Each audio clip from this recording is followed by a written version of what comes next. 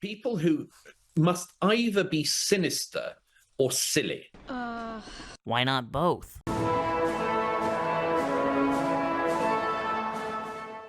The sinister ones know what they're talking about when they chant for Intifada. The silly ones are chanting a slogan they clearly don't understand.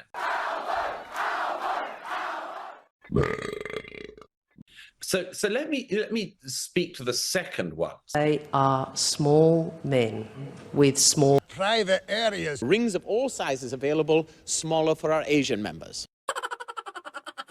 If you call for Intifada, you should know what an Intifada is. There was an Intifada when I was growing up in the late 90s. There was one in the earlier 90s. But the second Intifada included suicide bombings against Israelis of the most gruesome type. Or what am I to tell my 8-year-old boy when he comes to me and he says, Daddy, Daddy, what's that thing hanging off of your pussy? That he is so out of touch. The 2001 bombing of the Dolphinarium nightclub in Tel Aviv, where a Palestinian suicide bomber detonated by a group of young women trying to get into the club. These women are were the same age as these women chanting for Intifada now at Columbia and in LA and in other reprehensible educational institutions in the US. I wonder if these students know that This ring locks snugly over your vagina and then communicates directly with a global satellite system.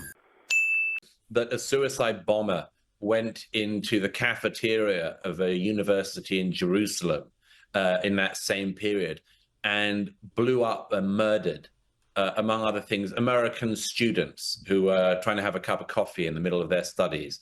I wonder if these disgusting and ignorant kids at American universities have any idea that that's what they're calling for. And if they do, then they are morally lost to an extent that they probably could never come back from. But if they're just ignorant, which I really, really hope they are, I hope that, to steal one of the phrases they're so keen on using themselves, they do the work and realize what the words they chant actually mean.